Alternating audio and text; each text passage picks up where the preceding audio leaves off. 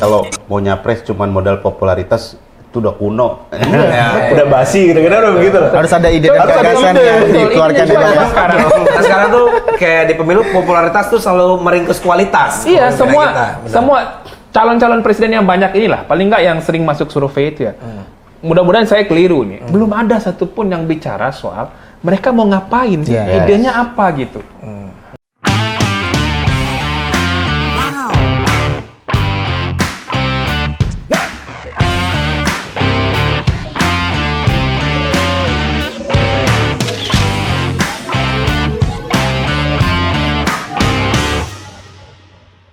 Halo warga Sepat, kembali lagi di channel Sekolah Politik dan Komunikasi Indonesia di program podcast kita yang berjudul Suara Warga. Woi, mantap.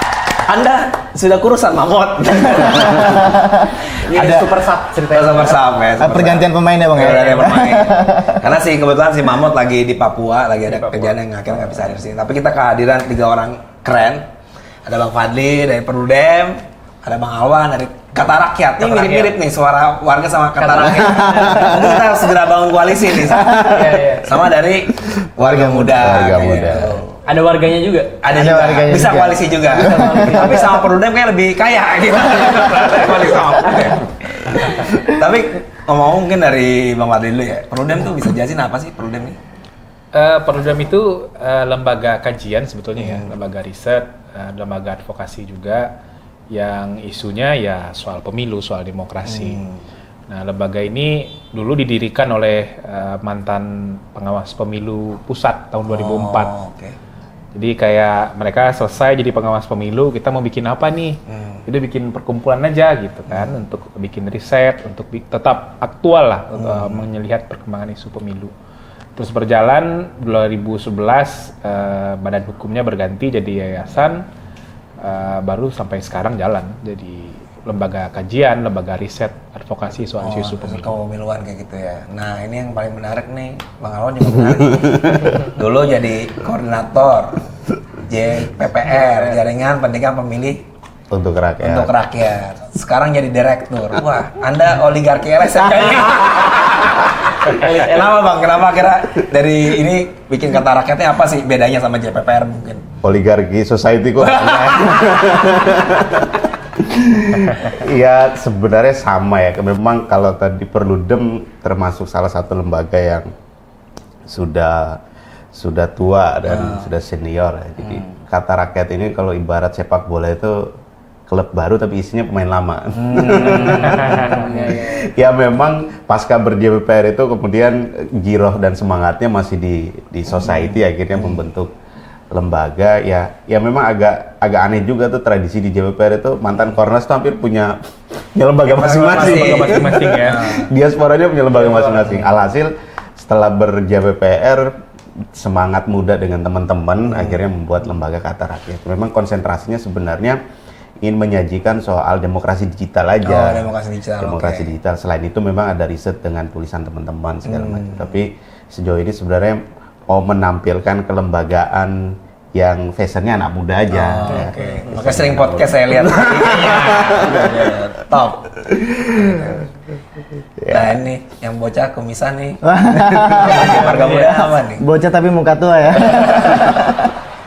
Iya Bang, gue dari Warga Muda, saya Helmi. Warga Muda ini semacam perkumpulan organisasi lah, komunitas untuk anak muda yang kita concern di bidang terkait kepemudaan, isu-isu kepemudaan dan isu-isu bonus demografi juga tentunya. Yang lainnya isu-isu terkini sih, lebih mengkaji isu-isu terkini yang sedang hype lah bahasanya begitu. Gitu Bang. Berarti ikut Y20 nggak? Lagi mau. Oke. Luar biasa ini. Pertanyaan pertama gue sih sebenarnya penasaran. Abang-abang ini kan sering banget ngomongin pemilu ya. Ada kepengen mau nyalek nggak sih nih? Nggak ada partainya gitu. Nggak ada modalnya juga. Gak ada modal. Karena dia kelasnya tinggi. Bukan keluarga orang kaya Anda ya. Jadi mungkin lebih nyaman untuk mengawasi aja ya, sebagai watchdog di luar. Ya, Ada Bang Alwan mungkin. fashion-nya sebenarnya karena mungkin kelamaan di society aja ya. Jadi kayak masuk ke state itu mungkin belum niat dan belum fashionnya, spiritnya masih semangat berada di luar aja dengan society. Atau juga masuk di lembaga negara kita juga nggak punya orang dalam, jadi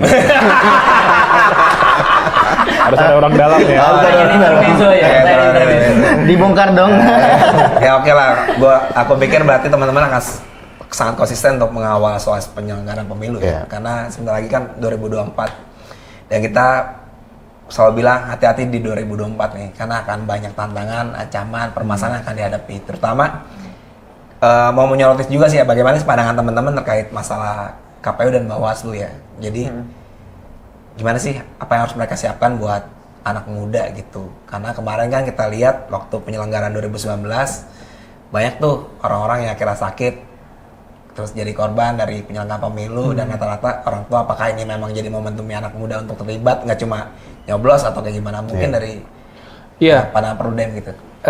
KPU Bawaslu pasti akan jadi pusat perhatian, akan jadi titik utama perhatian publik karena mereka penyelenggara pemilu kan, dan mereka punya otoritas penuh memastikan semua tahapan pemilu berjalan dengan baik.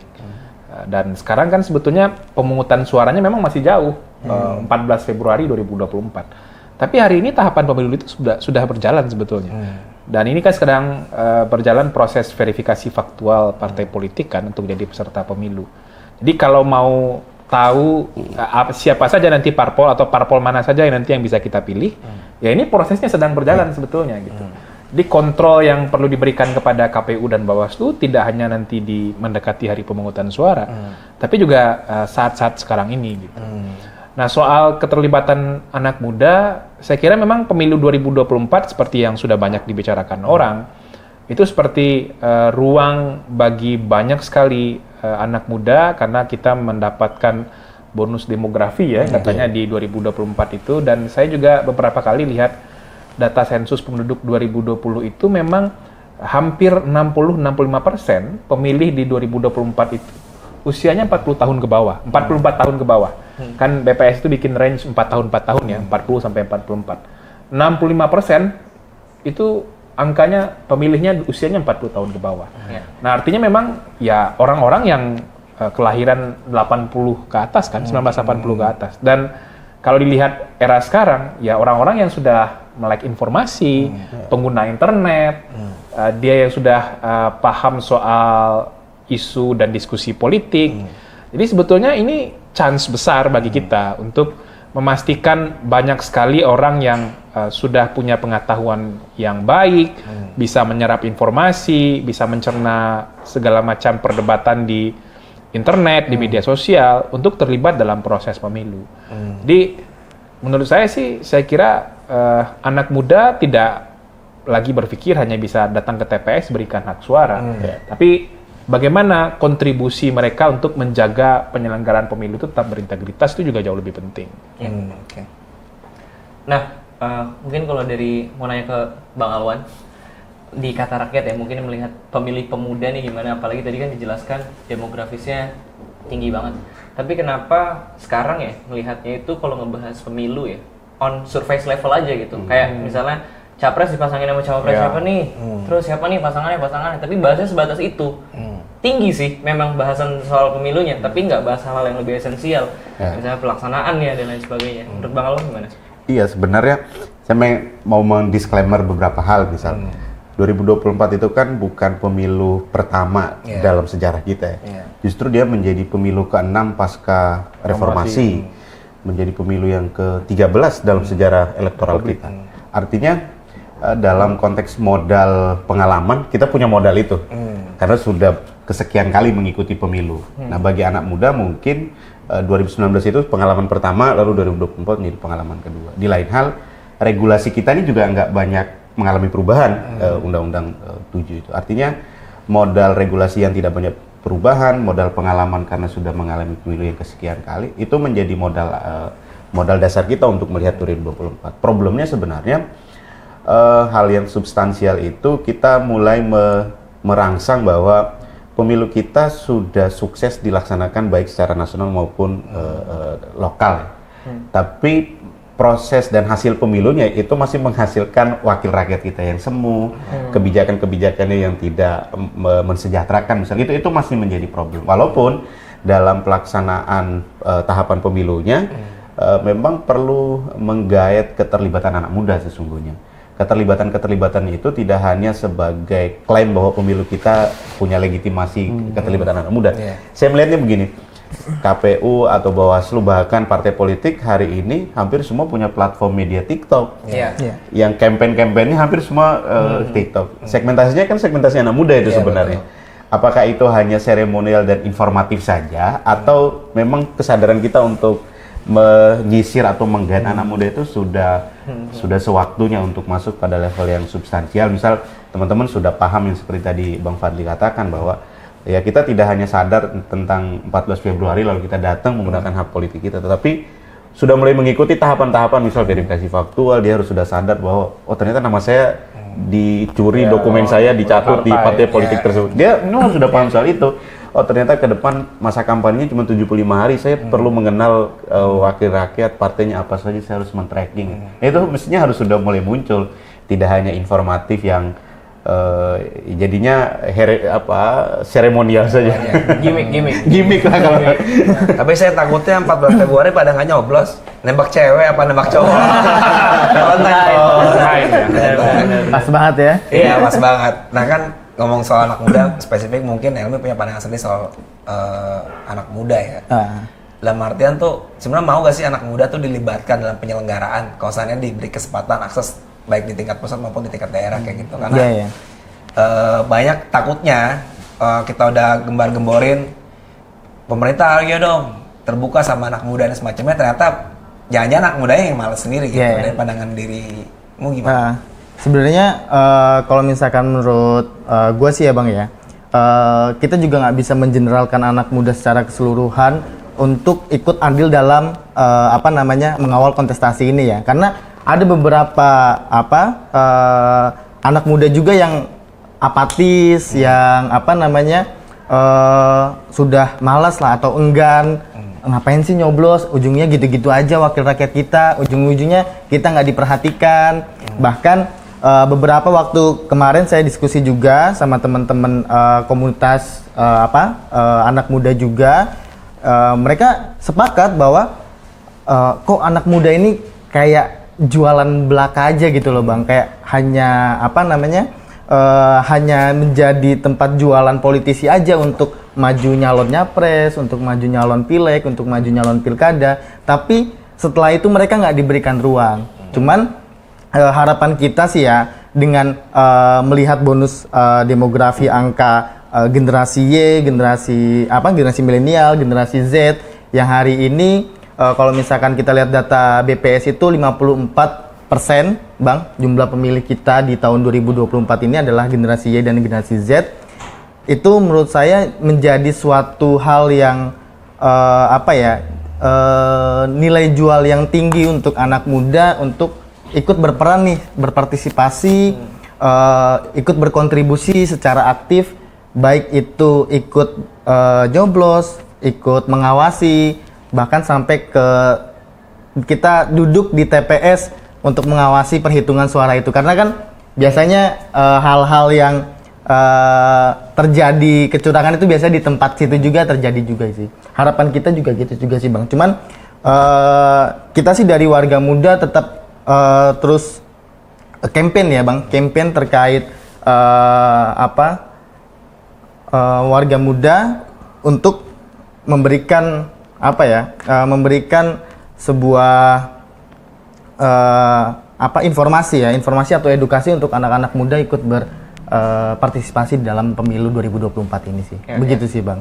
Tadi menarik banget sebenarnya poin dengan banyak anak muda yang sekarang bisa dibilang apatis ya. Ya. Tapi menurut beberapa sih ya Bang. Beberapa ya. Tapi menurut abang-abang, nah kan ini bisa jadi mereka apatis karena kekecewaan yang mereka alami secara terus-menerus.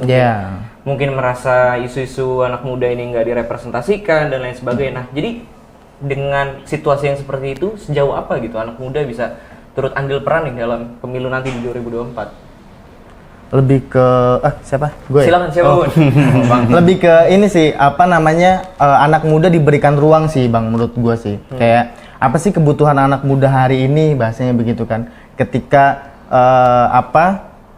ruang-ruang anak muda ini bisa diberikan, contoh misalkan, karena anak muda kan nggak semuanya fokus kepada politik ya. Ada yang dia fokus ke entrepreneur, ada yang dia fokus ke seni. Atau olahraga. Nah, menurut gua itu yang harus diberikan oleh wakil rakyat kita ya, untuk bisa mengakomodir anak muda itu. Begitu sih. Ya. Ya mungkin dari ini gue mau tanya Mas Fadli juga ya. Maksudnya kan tadi udah di spoiler bahwa kata rakyat ini fokus kan ke digital, dan aku pikir juga digital ini bisa jadi sarana yang membebaskan atau pengendalian sebenarnya. Nah sebenarnya di KPU sendiri dengan maraknya tadi mungkin isu-isu hoax dan semacamnya dalam politik, sebenarnya tuh ada peran nggak sih sebenarnya KPU atau Bawaslu dalam proses pengawasan hoax-hoax yang beredar yang mungkin diproduksi sama politisi di partai atau mungkin dalam tanda petik penyusup-penyusup yang ingin meramaikan kepemiluan gitu, Mas? Riset Perludem baru ini ya, awal tahun ini itu memang disinformasi, hoax itu punya titik singgung yang sangat dekat dengan KPU. Nah, beberapa kategorinya itu menyimpangkan informasi penyelenggaraan pemilu, sehingga hak pilih warga negara menjadi tidak bisa bermakna gitu. Nah, atau justru cenderung disinformasi dan hoax itu menghancurkan kredibilitas lembaga penyelenggara pemilu. Nah, itu kan terjadi kan di pemilu 2019. Isu 7 kontainer surat suara, kemudian situng direkayasa, hasil People pemilu power. sudah ditetapkan, people power, dan beberapa isu-isu yang kemudian begitu cepat bergulir di ruang publik, terutama melalui media sosial. Harus kita akui, menurut saya penyelenggara pemilu gelagapan untuk menyikapi isu itu. Satu kata kunci penting untuk kemudian menghentikan hoax, disinformasi itu kan kecepatan ya, melakukan klarifikasi oleh institusi yang punya otoritas. Nah, isu 7 kontainer surat suara itu, kalau kemudian kita lihat dan kita ingat waktu itu ya, itu kan hampir 2 atau 3 hari ya, bahkan seminggu itu masih bergulir itu beritanya. Dan menurut saya dalam situasi era media digital sekarang, media sosial, semua orang bisa copy paste forward semua informasi tanpa bisa dikendalikan, itu terlalu lama. Nah, jadi memang mesti ada protokol yang begitu cepat, efektif dan akurat oleh KPU, Bawaslu sebagai institusi yang punya otoritas untuk mengklarifikasi disinformasi itu. Jadi memang harus ada semacam pos khusus lah, atau kanal khusus yang disiapkan, atau ada semacam kelompok kerja khusus yang disiapkan untuk kemudian melihat perkembangan informasi yang itu berpotensi menyerang kredibilitas penyelenggara pemilu, yang itu juga akan berpengaruh kepada kepercayaan publik terhadap institusi penyelenggara pemilu. Kemudian informasi yang berkaitan dengan teknis penyelenggaraan pemilu yang beredar di ruang publik. Soal isu partai politik mencatut nama-nama warga negara untuk menjadi anggota partai politik, itu kan KPU lambat sekali. Bahkan sampai ini nggak ada respon yang memadai menurut saya.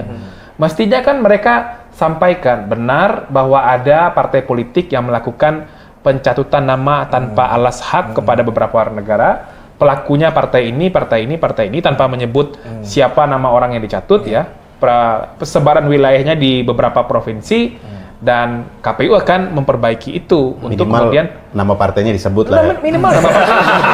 Ya itu harus malah. Menurut saya itu pertanggungjawaban publik yang paling mendasar bagi KPU sebagai penyelenggara, karena penanggung jawab dari pelaksanaan tahapan pendaftaran partai itu kan KPU.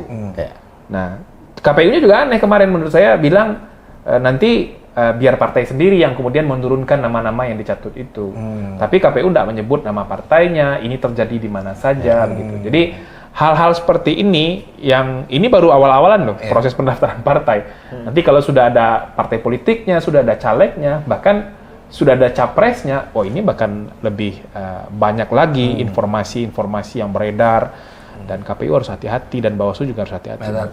Nah, ini kan dari perspektif kehati-hatian dari KPU dan Bawaslu. Tapi kan sebenarnya ada platform digital yang memang kita gunakan. Sebenarnya menurut Bang Alwan, platform digital ini ya, baik mungkin Instagram, TikTok, Facebook itu bisa gak sih kita tuntut atau kita minta pertanggungjawabannya dengan hoax yang beredar di masyarakat? Iya, Kata Rakyat itu pernah melakukan jejak pendapat sebenarnya, terus melihat platform media itu hampir pengunjung platform media Kata Rakyat dalam Instagram dan Twitter itu usia 17 sampai 24 tahun. Kan bisa terlihat itu range waktunya, range usianya. Lalu isu apa yang paling menarik kalau kemudian kita posting terus dilihat? Memang isu politik itu pasti banyak juga diminati oleh teman-teman muda sebenarnya. Itu artinya menunjukkan bahwa kepedulian anak muda dalam konteks politik dengan medianya medsos itu masih girohnya masih tinggi. Nah, upaya untuk mengkanal seperti apa yang tadi disampaikan oleh Bang Fadli itu menurutku sejauh ini Bawaslu KPU itu kan punya ruang melakukan MOU tuh dengan lembaga-lembaga medsos. Facebook dia MOU, TikTok dia MOU. Nah, MOU itu isinya apa mestinya? Apakah hanya tanda tangan, tepuk tangan lalu angkat tangan?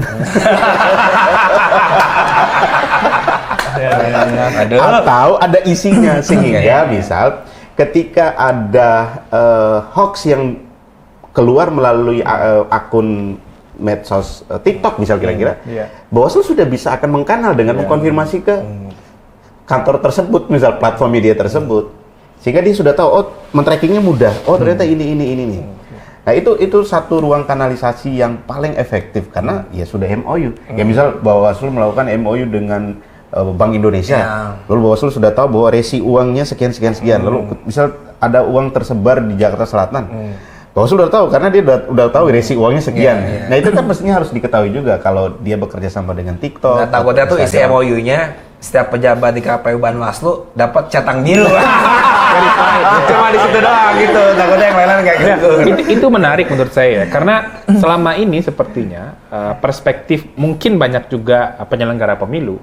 Kalau ada informasi yang dinilai hoax, kemudian ada disinformasi begitu ya. Cara berpikirnya adalah bagaimana secepat mungkin menurunkan konten itu, gitu. Atau kemudian memberikan sanksi kepada orang yang melakukan itu. Kalau itu mau dilakukan terus-menerus, nanti kita akan capek sendiri. Karena mereka pasti punya sumber daya yang tidak terbatas, punya uang yang tidak terbatas juga, punya akses yang juga tidak bisa dibatasi kan. Nah, menurut saya cara pandangnya mesti digeser ke bagaimana kemudian KPU, Bawaslu, dan kita semuanya misalnya kelompok civil society, termasuk juga media mainstream begitu ya. Kalau ada informasi yang kemudian tidak tepat, sengaja dimanipulasi, ya hadirkan dong informasi yang benar gitu. Jadi mengalahkan informasi yang sengaja dipelintir untuk menyesatkan pemahaman publik itu harus dikalahkan. Jadi bertarung konten lah. Nanti publik pelan-pelan juga akan teredukasi. Orang pasti akan nilai kok mana yang masuk akal, mana yang kredibel. Itu proses pendidikan politiknya di sana. Jadi tidak hanya berpikir soal kalau ada hoax, bagaimana orang ini segera ditangkap, bagaimana konten ini segera diturunkan. Jadi tidak bisa berhenti sampai di sana. Karena diturunkan satu, ditangkap satu, nanti tumbuh 500 dia. Nah, jadi mengalahkan konten-konten negatif ini dengan hal-hal yang jauh lebih positif, itu juga sesuatu yang penting untuk dipikirkan di 2024. Ya bicara soal konten edukatif dan kreatif gitu ya. Sebenarnya tuh pendidikan politik tuh di pandangan anak muda sekarang gimana sih? Kan sering tuh ada seminar-seminar, apa emang, wah gue cinta nih ikut seminar gitu. Apa sebenarnya udah kayak ikut muak gitu. Bahkan berapa channel platform pendidikan politik aja, penontonnya juga sepi gitu. Kalau di anak muda sebenarnya pengennya apa sih? Itu mereka udah nggak butuh lagi. Ya itu sih Bang, apa namanya, kecenderungan anak muda yang hari ini beberapa anak muda yang sudah enggan untuk melirik politik sih. Melirik politik ya karena ya masih lagu-lagu lama dan orang-orang lama lagi yang berkuasa di oligarki ini, dan mereka ya hanya maksudnya ini sih pendapat gue ya Bang ya, pendapat gue ya, mereka hanya mementingkan mementingkan kelompok-kelompoknya sendiri, kelompok-kelompoknya masing-masing gitu sih. Sebenarnya yang perlu ditumbuhkan ini ya bagaimana anak-anak muda yang apatis ini diedukasi, diajarkan untuk kita bisa bersama-sama nih untuk ayolah, kalau misalkan kita apatis dan nggak berbuat apa-apa juga percuma juga loh gitu kan. Makanya kita dari warga muda juga mengajak anak-anak muda secara kolektif memberikan informasi, edukasi untuk begini loh, ayo kita mencoba untuk ikutlah berpartisipasi mengawal pemilu ini, baik untuk kita tadi benar yang Bang Fadli bilang trigger berita-berita hoax, terus kita tidak masuk kepada label kenapa sih harus kayak kejadian dulu ya 2019 ada kubu cebong lah, ada kubu kampret lah. Nah, ini kan yang membuat anak muda kenapa kok kita harus dimasukkan ke dalam kelompok itu gitu loh. Padahal kita bahasanya memilih ya sesuai hati dan lain sebagainya kan gitu lah kira-kira. Kubu curut ya. Kubu curut gitu. Baru kan. lagi tuh ya. Kita juga sangat menentang lah adanya kayak mohon maaf ya politik sara, politik yang berbau agama dan lain sebagainya. Kita sangat menghindari itu dan kita mengajak teman-teman juga untuk ikut, ayolah kita buat politik Indonesia ini indah dengan cara anak muda, kira-kira begitu Pak. Ya, memang benar ya, saya nyambung ini karena tadi yang disampaikan itu misal anak-anak muda tuh kadang-kadang juga jenuh dengan ruang medsos atau media mainstream kita apabila diisi dengan konten-konten yang hanya memancing ujaran kebencian, memancing kita untuk harus head to head dengan perbedaan pilihan kita dan lain sebagainya. Nah, menurutku memang lembaga-lembaga atau otoritas lembaga yang punya otoritas untuk harus melakukan, misal KPU, Bawaslu, partai politik atau society dalam konteks merespon isu ya. Itu harus segera merespon apabila ada isu-isu yang dianggap miring dengan mengkanalisasi isu yang lebih meluruskan isu kah atau kemudian kontennya yang lebih positif. Kasus terakhir misal kita lihat sadar atau tidak ada mantan presiden kita yang kemudian dengan gagah mengatakan bahwa pemilu kita sudah diatur pemenangnya si A, si B, si C. Saya nggak nyebut namanya. tapi publik tahu soal itu kan dan itu akhirnya memunculkan aura baru seakan bahwa publik seakan tidak percaya lagi dengan kontestasi pemilu kita sama seperti 2019 kemarin. Nah, kondisi itu semestinya direspon cepat oleh kelembagaan KPU dan Bawaslu. Nah, kemarin itu kan kita nggak melihat itu. Malah diam-diam aja. Malah diam-diam aja. Itu maksud saya. Ngomong dong bahwa ya pemilu kita sudah kick off tapi tahapan sedang berjalan, kehadiran Bawaslu memberikan legitimasi pemilu untuk meminimalisir kecurangan. Mestinya itu supaya publik itu tenang. Nah, mestinya kita harus juga berpikir efeknya apa sih kalau kemudian elit politik kita memberikan statement begitu. Bagi anak muda kan akhirnya berpikir, ya kok ribut terus pemilunya. Jadi pemilu kita ini, kita sadar bahwa politik itu selalu ada polarisasi. Tetapi polarisasinya kan tidak lagi pada ruang identitas, ruang kebencian. Polarisasi mestinya harus sudah hadir pada ruang gagasan, ruang ide, bagaimana melahirkan politik kita yang penuh dengan gagasan. Bukan lagi politik yang akhirnya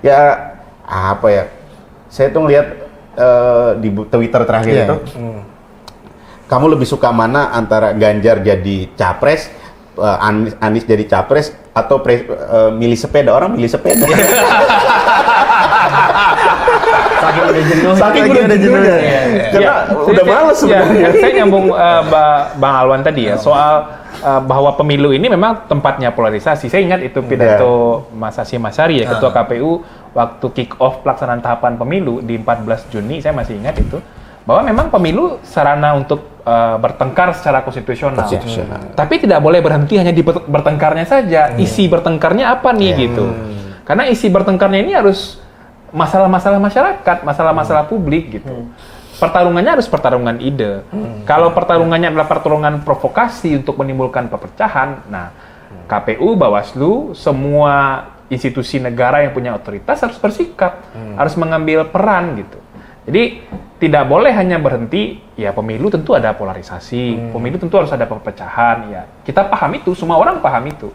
Tapi dengan perpecahan atau kemudian dengan polarisasi yang muncul dalam pertarungan politik bernama pemilu itu, kontennya apa gitu? Jangan semuanya bicara di kulitnya aja gitu. Ide perubahannya apa nih gitu? Penguasaan masalah terhadap situasi aktual sekarang seperti apa? Partai politik mau melakukan apa kalau jadi peserta pemilu?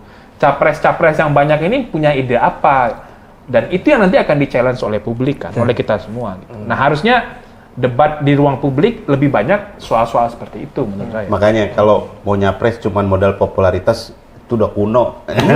Udah basi gitu-gitu udah begitu. Harus ada ide dan Harus ada gagasan ide. yang dikeluarkan Itu dari juga sekarang. Nah sekarang tuh kayak di pemilu popularitas tuh selalu meringkus kualitas. Iya, Kalau semua kita, benar. semua calon-calon presiden yang banyak inilah, paling nggak yang sering masuk survei itu ya. Mudah-mudahan saya keliru nih. Belum ada satupun yang bicara soal mereka mau ngapain sih, Yes. idenya apa gitu. Selain bicara di hal-hal normatif, kita harus menjaga bangsa, memajukan Indonesia. Itu semua orang juga bisa bicara itu. Tapi dengan kapasitas dia sebagai figur publik, politisi, bahkan potensial jadi calon presiden, orang nomor 1 di Republik ini, dia akan melakukan apa dengan otoritasnya sebagai presiden itu? Idenya apa nih? Tahun depan orang banyak bicara soal resesi ekonomi. Ya, betul. Nah, bawa dong perdebatan itu ke ruang publik. Gitu.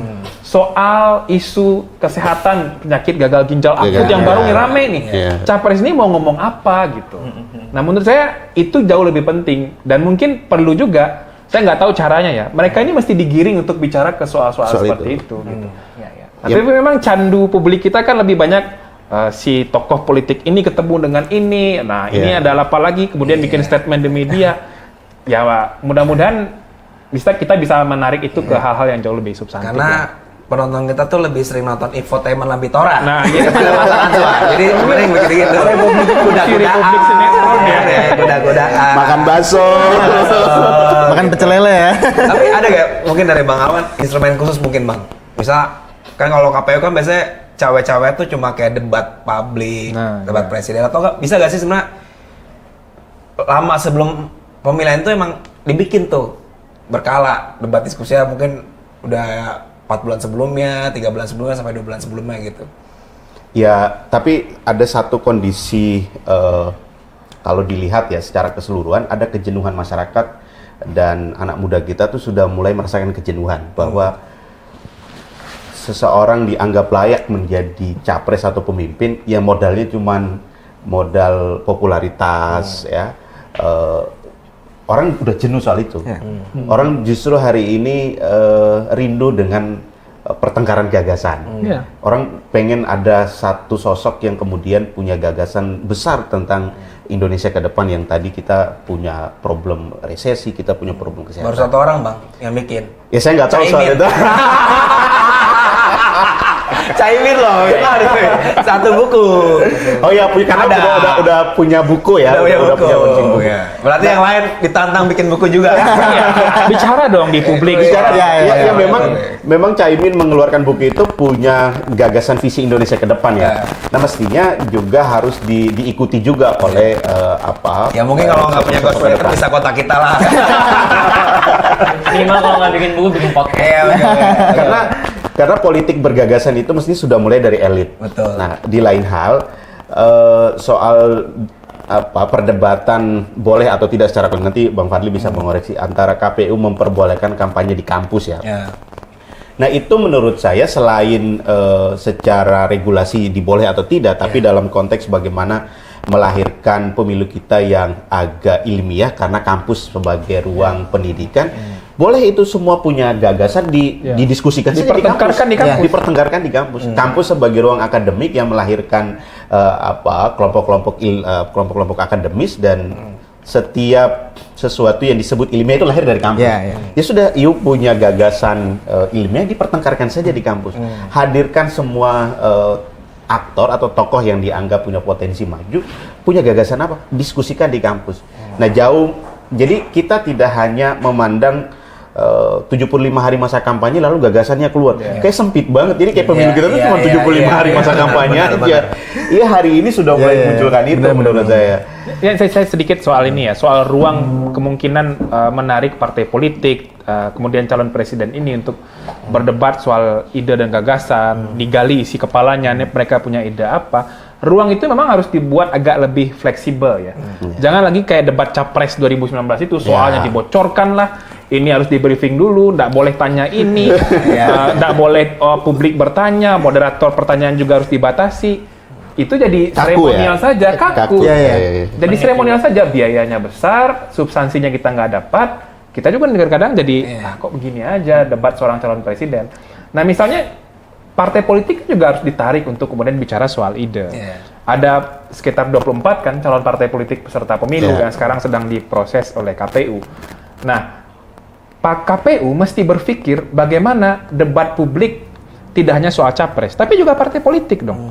Nah, partai kan punya pembidangan-pembidangan urusan-urusan yang berkaitan dengan kepentingan publik. Nah, tarik mereka ke ruang publik untuk bicara, kalau nanti partai politik ini punya kursi di parlemen, partainya akan mengusulkan apa, mereka punya ide apa, dan gagasan mereka soal masalah aktual yang dihadapi masyarakat sekarang apa. Menurut saya itu jauh lebih penting. Jadi, tidak boleh lah kemudian terlalu terbatas, wah itu tidak ada aturannya, tidak boleh ada ruang untuk itu. Saya kira ruang untuk menarik itu ke hal yang jauh lebih substantif, KPU punya kesempatan. Ya. Daripada sekarang kan tokoh-tokoh publik mendadak ke pesantren. Iya. Mendadak ke pesantren, mendadak pakai peci. Ini baru kemarin hari santri. Semua Pakai sarung ya. Pakai peci, pakai sarung. sarungan, keren-kerenan gaya sholat gitu kan. Tapi ada beberapa gimmick itu kalau orang bilang kalau kamu lihat politisi udah mulai sholat, peduli dengan bencana, bertanda pemilu sebentar lagi. Hilalnya sudah terlihat.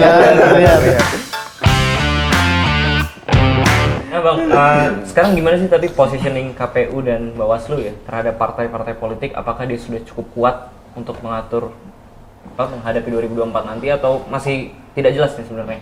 Ya, proses pemilu kan berjalan ya, dan menurut saya KPU tidak punya pilihan lain selain bekerja profesional. Dan tidak cukup bekerja profesional saja, harus terbuka kepada publik, harus komunikatif gitu ya. Apa yang mereka kerjakan harus secara terbuka, secara transparan disampaikan kepada publik. Dan hal-hal seperti tadi itu nggak boleh terulang tuh. Ada kekeliruan atau ada kesalahan yang dilakukan partai, tapi KPU-nya bergeming, nggak mau bicara itu nggak boleh terulang. Nah, termasuk juga KPU kan dan Bawaslu juga dipilihkan oleh partai politik di DPR kan. Mereka harus menghentikan bulan madu dengan partai politik itu. Partai politik di DPR adalah calon peserta pemilu, mereka harus ikut aturan main. KPU dan Bawaslu adalah wasitnya sebagai penyelenggara, mereka mesti bekerja untuk penyelenggaraan pemilu yang berintegritas.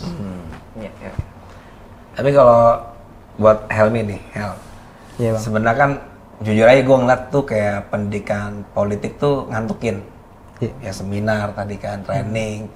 Bahkan jujur aja kayak sosmednya berapa penggiat pemilu itu nggak menarik buat dilihat gitu. Itu nggak cuma penggiat pemilu, bahkan kita juga resah NGO, NGO lain pun juga serius bikin konten beginian gitu kan. Maksudnya ada gak sih tips apa trik dari lo anak muda tuh kayak ya udah bisa kok sebenarnya ide-ide berat tuh bisa dibungkus dengan lebih renyah buat anak muda kayak gitu. Ya kalau misalkan menurut gue sih ya memang kalau misalkan gue sendiri pribadi kalau ngelihat berita panjang itu juga agak sedikit mager juga sih Bang.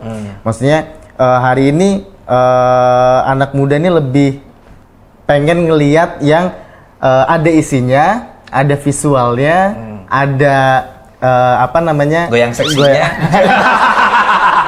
Ada dibungkus dengan budaya-budaya pop, dengan ya komedi sedikit-sedikit untuk itu bentuk entah itu infografis atau apa gitu sih Bang. Kalau menurut gua karena hari ini ya pejabat-pejabat juga kontennya juga garing-garing semua sih Bang. Kalau misalkan menurut persepsi gua sih ya. Tapi apakah ada kelatahan gitu ya? Kan sekarang satu orang bikin TikTok, semua pejabat ikut bikin TikTok. Kan pemuda ngelihat itu, ya memang TikTok adalah platform yang digunakan pemuda. Tapi kalau misalnya dipaksakan gaya-gaya orang tua nih, harus joget-joget segala macam. Enggak gitu juga sih, enggak gitu juga maksudnya.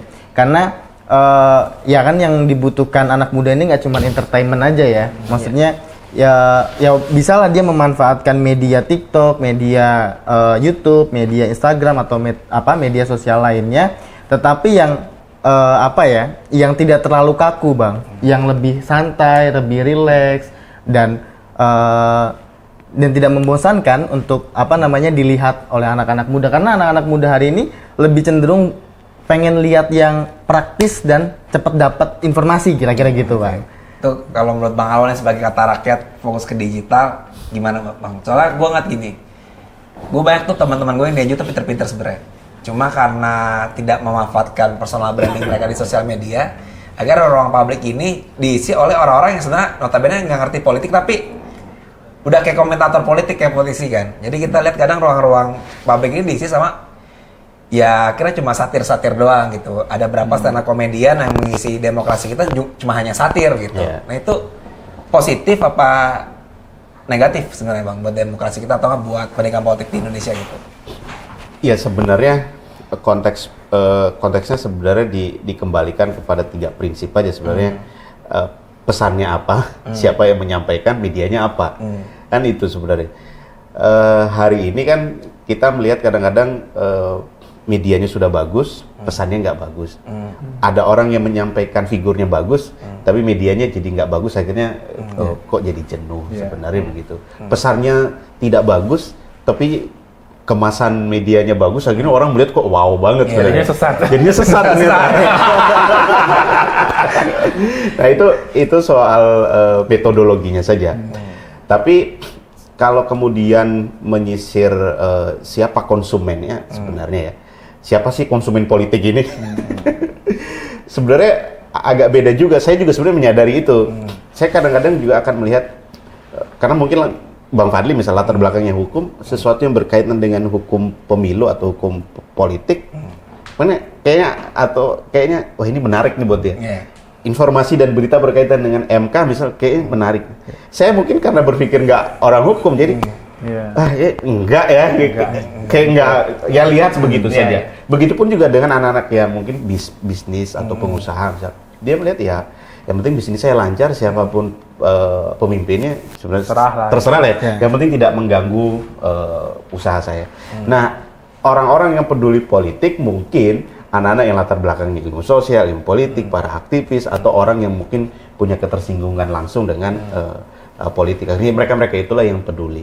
Nah, hari ini mungkin tugas kita bersama adalah mengenalkan politik yang sesungguhnya kepada orang yang nggak mengerti politik itu misalnya. Mungkin orang hanya mengerti politik itu ya jadi caleg, mau masuk partai. Sesungguhnya kan bukan itu bro ya. Kita melakukan aktivitas talk show ini juga bagian dari berpolitik sebenarnya. Jadi sudah sesaatnya kita mengenalkan kepada publik dan anak muda kita bahwa hukum politik dan lain sebagainya itu bukan sesuatu yang berat.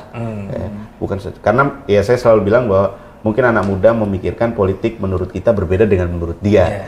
Mungkin orang memikir hukum itu menurut Bang Fadli ya hukum itu harus sesuai dengan norma dan lain sebagainya. Mungkin ada orang yang mengatakan hukum itu ya kalau saya melanggar ya saya salah. Kira-kira begitu.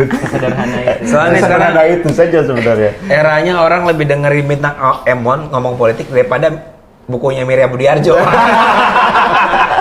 Buku biru itu. Iya, buku biru itu. Orang udah bintang Emon. Dia mah politik kita gitu. Nah, gue mau narik sedikit tadi ke bahasan soal polarisasi ya Bang ya, ke Bang Fadli. Satu hal yang clear kan adalah polarisasi itu wajar berarti kan. Asalkan dia itu pada taraf gagasan atau ide. Bukan hal-hal yang negatif seperti yang terjadi mungkin di 2019. Tapi kan kalau bicara soal demokrasi digital ini dia datang dengan berbagai konsekuensi ya. Di satu sisi dia mengakselerasi partisipasi, semua orang jadi bisa ikut, tapi di konsekuensi negatifnya polarisasi tadi. Apalagi dengan kehadirannya algoritma kan, semua orang mengkonsumsi hanya konten yang cuma mereka ingin lihat aja gitu. Dan pada akhirnya kan itu membuat kita terjebak di echo chamber masing-masing. Jadi kita nggak ngerti pemahaman kelompok lain itu seperti apa, dan pada akhirnya kan timbul kebencian-kebencian. Nah, pertanyaannya siapa sih yang paling bertanggung jawab sebenarnya terhadap polarisasi yang terjadi di 2019 itu? Itu berat ya. Menurut saya ada 2 hal bisa menjawab itu ya. Pertama kalau dilihat siapa yang mestinya bertanggung jawab, ya semua kita mestinya bertanggung jawab. Karena kita bagian dari makhluk politik dan makhluk sosial yang ada di dalam proses pemilu itu kan. Nah, tapi kalau kita lihat kecenderungannya sebetulnya memang dilihat dari peta aktor ya, yang paling banyak memainkan isu politik identitas atau politisasi terhadap SARA itu ya politisi sebetulnya, elit politik. Karena mereka tahu ketimuran Indonesia ini akan jauh lebih mudah untuk dipantik emosi pemilihnya. Kalau yang disinggung dan digelitik itu agama, soal SARA agama. Nah jadi sisi emosional pemilih itu akan mudah untuk mereka gaet kalau kemudian yang diprovokasi itu adalah SARA. Nah ini yang harusnya dihentikan. Nah bagaimana menghentikannya? Kita mau stop tuh semua akun-akun media sosial yang melakukan itu, menurut saya nggak mungkin. Itu kita seperti melawan zaman kita kalau melakukan itu. Kalau kata anak muda, anjir mendingan gak usah ada pemilu gitu. hampir nggak mungkin. Makanya yang bisa dilakukan adalah karena ini tanggung jawab kita semua, jadi ya kita perpanjang saja konten yang kemudian bisa memberikan edukasi kepada publik. Apakah itu mudah? Pasti enggak lah. Pasti pekerjaan yang panjang itu. Tapi harus dimulai dari sekarang. Dan kanal yang tersedia kan cukup banyak ya. Dan misalnya ya memberikan penyadaran ke anak muda dan ke kita semua itu, atau ke kelompok orang yang merasa apatis terhadap politik, saya jalan aja lah, nggak mau ngurus politik sepanjang saya nggak diganggu. Nggak bisa. Mereka yang jadi pengusaha, mereka yang jadi olahragawan, mereka harus disadarkan kalau ini yang terpilih politisi nggak benar. Anda nggak bisa berusaha secara sehat, korup nanti. Anda nggak bisa berolahraga dengan baik karena fasilitas publiknya dikorup oleh politisi yang nggak benar terpilihnya gitu. Nah, menyadarkan hal-hal seperti itu kan nggak bisa 2 kali ngomong, kan 3 kali ngomong dan sekali talk show seperti ini, dan harus dilakukan dengan berbagai strategi. Tantangannya sih di sana sih menurut saya 2024 ya. Oke. Kalau buat Bang Alwan nih, pertanyaan sampai penutup ntar ke Helmi ya. Masih percayakah kita dengan netralitas KPU dan Bawaslu di tahun 2024 kira-kira, Mas? Ya, Baik di tingkat nasional, provinsi, sampai tingkat lokal. proses pemilu kita kan berjalan ya. Proses pemilu kita berjalan. Tahapan yang baru berjalan saat ini ya verifikasi faktual partai politik. Tentu untuk menarik sebuah kesimpulan panjang sampai 2024 kita belum punya kesimpulan soal itu. Tetapi dalam catatan pemilu kita dimensi kerawanan salah satunya adalah dimensi penyelenggaraan. Ya. Dimensi penyelenggaraan itu berkaitan dengan soal netralitas, independensi penyelenggara pemilu kita. Ya, dalam konteks itu memang hal ini perlu juga kita memberikan warning kepada penyelenggara kita bahwa mengutip bahasa Bang Fadli tadi harus sudah selesai bulan madunya dengan partai politik. Dan KPU juga semestinya tidak alergi dengan partai politik karena itu mitra mereka, ya, mitra mereka dan partai politik juga peserta pemilu kita. Semua punya ruang yang sudah diatur oleh konstitusi kita. Ada ruang yang harus dilakukan dan ada hal yang tidak boleh dilakukan. Misal menjaga integritas, menjaga independensi, misal dan lain sebagainya. Lalu bekerja sesuai dengan amanat undang-undang. Nah, artinya tupoksinya sudah ada, sudah diamanatkan oleh undang-undang. Misal KPU dan Bawaslu mengatakan kami ini pelaksana undang-undang, ya dijalankan saja sesuai dengan undang-undang. Nah, kadang-kadang penyelenggara kita itu sudah dipermudah oleh undang-undang, malah dipersulit oleh diri sendiri. Kadang-kadang penyelenggara kita menjebakkan dirinya sendiri. Menjebakkan dirinya sendiri. Padahal sudah dipermudah oleh undang-undang. Ada juga memang undang-undang mempersulitnya, dipersulit lagi. Nah, jadi kita sudah semestinya memang menaruh kepercayaan dan harapan besar kepada penyelenggara kita untuk upaya menciptakan pemilu kita yang berkualitas. Nah, harapan itu tidak boleh dicederai dengan tindakan, perilaku, dan kebijakan yang justru malah melemahkan dan akhirnya melahirkan kualitas pemilu kita menjadi tidak baik. Oleh karena itu, misal ya Bawaslu, KPU sejauh ini harus harmonis lah kira-kira, karena tahapannya konflik kepentingan belum terlalu kelihatan ini, karena baru satu tahapan ya, belum kita melihat ada beberapa kondisi terakhir, misal soal perdebatan verifikasi faktual partai politik yang apakah harus door to door atau via Zoom itu video call itu boleh atau tidak, akhirnya perdebatan soal itu. Tapi rasa-rasanya kayak nggak terlalu lama ya, diskusinya tuh nggak terlalu lama. Nah, konflik kepentingan belum terlihat. Dan partai politik juga mungkin belum ditetapkan ya. Jadi mungkin setelah penetapan partai politik, calonnya sudah ada, baru kita mungkin melihat arah mana dan sejauh mana iman KPU Bawaslu ini diuji kira-kira begitu.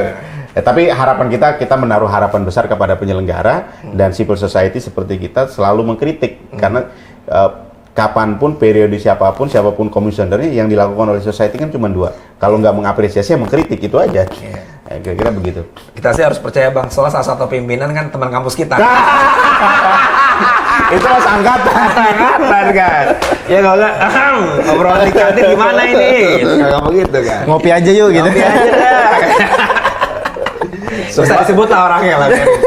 Ini kalau dirimu, Hel, maksudnya apa sih kira-kira yang perlu disiapin anak muda untuk menyambut atau diwaspadai, dihati-hatiin anak muda di tahun 2024 gitu? Untuk anak muda ya, untuk kita berhati-hati di 2024 sih, saya rasa anak muda hari ini harus melek lah bang, melek terkait informasi politik, sosial dan lain sebagainya. Karena benar tadi Bang Fadli ngomong, ya kita semua di sini ditentukan oleh politik, bahkan kita usaha, entrepreneur dan lain sebagainya, kebijakan apapun semua itu ditentukan oleh politik. Ya menurut gua sih anak muda hari ini harus lebih aktif lagi sih bang, bicara terkait politik, bicara terkait apa aja sih yang harus dilakukan nih wakil rakyat kita atau pemimpin kita. Maksudnya dia harus idealnya harus kayak gimana. Nah, itu anak muda harus bersuara sih. Entah itu bersuara lewat platform-platform yang kayak gini nih. Ini menarik banget sih sebenarnya, anak muda harus banyak buat acara-acara kayak gini. Nggak usah Kayak bikin suara aja. warga Nonton kita aja, nonton kita. Oh iya. Jadi kompetitor. Oh ya, salah satunya untuk anak muda biar teredukasi dan lain sebagainya ya. Lihat inilah podcastnya warga suara warga dan lain sebagainya, platform-platform yang lainnya juga banyak. Itu sih lebih kritis dalam melihat kondisi kontestasi nanti, dan saya rasa anak muda nggak hanya memilih salah satu kandidat atau calon pemimpin, tapi tetap ikut berpartisipasi nih. Mengawal pemilu ini sampai ke tingkat akhir atau tahap akhir. Kira-kira gitu sih bang. Kesimpulan enggak? Kesimpulannya sebenarnya banyak sih, tapi boleh nggak satu pertanyaan terakhir? Oh boleh deh. Buat semuanya, abang-abang nih ngeliat 2024 lebih dari sudut pandang optimis atau pesimis? Satu kata aja berarti. Satu kata ya? Iya. Menurut gua sih harus optimis, tapi lebih ini pertarungan integritas bang. Ini pertarungan integritas KPU, Bawaslu, DKPP dan stakeholder lainnya untuk bagaimana sih lembaga-lembaga ini bisa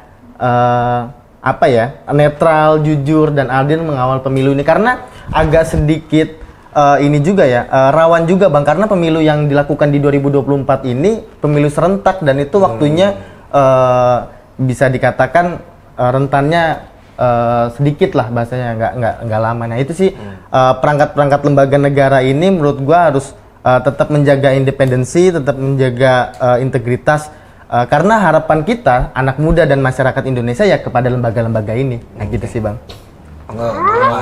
Saya ada dua. Enak ya sofa ya, bisa ketiduran itu. Soalnya pada nggak nyender ya. Enak juga ya bang ternyata. Ada dua sebenarnya saya. Sebenarnya kalau sebagai rakyat ya saya optimis saja. Sebagai rakyat. Sebagai rakyat ya. Tapi kalau sebagai society itu kayak pesimis. Oke. Pesimisnya satu. Tentu bedanya rakyat sama society apa nih mungkin? Ya kalau rakyat kan saya jadi personal aja gitu, jadi masyarakat. Kalau society itu minimal kita punya kekuatan agak mau menekan tuh agak enak gitu. Kalau rakyat cuma satu kan orang nggak dengerin kita kan ya. Kita akhirnya ngikutnya optimis aja lah. Tapi kalau society-nya kayak begini kan orang nonton podcast kita ini juga agak was-was juga dia. Gue yakin 10.000 tembus nih. Saya sebenarnya pesimis kalau dalam perspektif society, karena satu, kita kayak disuruh kerja rodi untuk ngurusin pemilu. Oke. Berpacu dengan waktu untuk 2024. Teman-teman kalau ngecek PKPU tahapan kita itu kayak kita bermain petak umpet. PKPU tahapan kita itu nggak dibuka jadwalnya kapan, programnya apa, harinya kapan, itu nggak dibuka tuh. Hanya dibuka gambaran besarnya saja. Akhirnya kita kayak menebak-nebak. Nah, kedua, membaca tahapannya itu padat sekali. 14 Februari kita harus hari H. November kita harus sudah mulai hari H pilkada. Kalau presiden kita jadi putaran kedua, Juni itu kan harus sudah mulai putaran kedua. Juli itu harus sudah mulai putaran kedua. Sedangkan penetapan hasil itu di Agustus, Februari, Maret, April, Mei, Juni itu mulai penetapan hasil putaran pertama. Kalau ada sengketa, bagaimana itu sengketanya? Sedangkan putaran kedua harus bulan Juni. Nah, Juni harus putaran kedua, penetapan hasilnya Agustus. November kita harus sudah mulai pilkada. Itu secara teknis logistiknya seperti apa, perdebatan orang bisa jadi capek dan lain sebagainya. Makanya saya pesimis dalam soal itu kalau melihat konstruksi PKPU tahapan kita yang padat sekali. Nanti ada sengketa kalau putaran kedua seperti apa, logistik apakah bisa cetak atau tidak, karena tahapannya panjang. Ya Ya itulah ruang pesimis saya. Iya. Oh, kalau saya pembisnis, itu saya malah optimis. Ya. Bisa jadi vendor, Pak. Kan pasti nggak mungkin semuanya kan, nggak mungkin, pasti dia bagi-bagi dong. Iya makanya optimis dan pesimis itu tergantung memposisikan diri. Ini Sebagai jadi apa ya? dulu. Iya, saya kalau melihat 2024 sih, kalau hari ini saya mengatakan optimis bersyarat sih saya. Oh, gitu. Bersyarat karena ini kan prosesnya masih berjalan. Oke. Saya jujur saja melihat ada beberapa gelagat yang cukup mengkhawatirkan. Nah, sepanjang kita akan lihat nih, sepanjang penyelenggara pemilunya bisa tetap berjalan di nilai-nilai integritas dan profesionalitas penyelenggara, saya kira kita akan dapat hal yang baik di 2024. Tapi kalau sekali penyelenggara pemilunya main-main, kondisinya akan mengkhawatirkan. Kita seperti semacam menunggu bom waktu yang akan meledak kalau kemudian penyelenggara pemilunya main-main. Itu sih, kita lihat saja, ini kan proses Panjang. verifikasi partai berjalan, dan ini salah satu hal yang paling menentukan nih, Iya. penetapan partai politik peserta pemilu ini. Kita lihat saja, mudah-mudahan semuanya tetap berada di rel yang benar. Siap. Persyarat ya, bukan memprediksi Iya. pun lah ya. Iya, bersyarat. Monggo. Kesimpulannya adalah hati-hati 2024. Singkat, padat, dan jelas. Siapa yang harus hati-hati semuanya. Iya. Semuanya benar. Kalau gue ada beberapa catatan yang menarik buat gue jadi menemukan istilah baru. Jadi kita hindari tuh political Tinder gitu loh. Maksud gue jangan cuma suka sama kandidat karena dari tampilannya, karena di Tinder sendiri fotonya A yang datang B. Kayak gitu kan. Maksudnya kita hindari political Tinder. Jadi jangan pengguna aplikasi ya, aplikasi gitu. Apalagi aplikasi yang depannya M, jangan. Kayak gue tadi teori baru itu. Ya, political Tinder itu kita hindarin. Yang kedua, gue juga optimis sih sebenarnya kalau seandainya memang optimis bersyarat itu jadi penting. Cuma gue optimis bahwa apapun yang terjadi di 2024, oposisi itu akan tetap jadi menteri kita gitu. Karena ini udah jadi budaya politik baru di Indonesia gitu. Jadi Rekonsiliasi. Iya, rekonsiliasi. Rekonsiliasi. Maksud gua, besok juga ya tetap perang gagasan, tapi juga jangan baper-baper juga. Karena ketika kita baper, kita terjerumus banget mencintai satu kandidat, ternyata kandidatnya berkawan di masa depan. Nah, itu akan jadi sakit hati. Bagi-bagi kue. Yang ketiga benar, maksud gua dari abang-abang semua penting nih, maksudnya kita ngawal KPU dan Bawaslu ke depan. Karena jangan sampai kita merasa aman, merasa nyaman, sibuk cari kandidat, tapi ketika arena pertarungan atau aturan pertarungannya gak beres, penyelenggaraan gak beres, itu bakal ngorbanin banyak orang sih. Jadi makasih nih Bang Fadli, Sama-sama, teman-teman. Abang-abang. keren semua, Bang Thank you, Alwan thank sama you. Mas Helmi. Kalau mau follow Perludem di mana? Biar disiapin sama editor sini Seth. Di @perludem. Perludem. Twitter. Ini kata rakyat biar kita endorse. Di kata rakyat. Oke, kalau ini Di @warga muda. oke. Di follow, di like, dan di komen. Karena gue yakin di IG-nya mereka tuh banyak banget informasi bergizi buat kalian. Bye. Bye.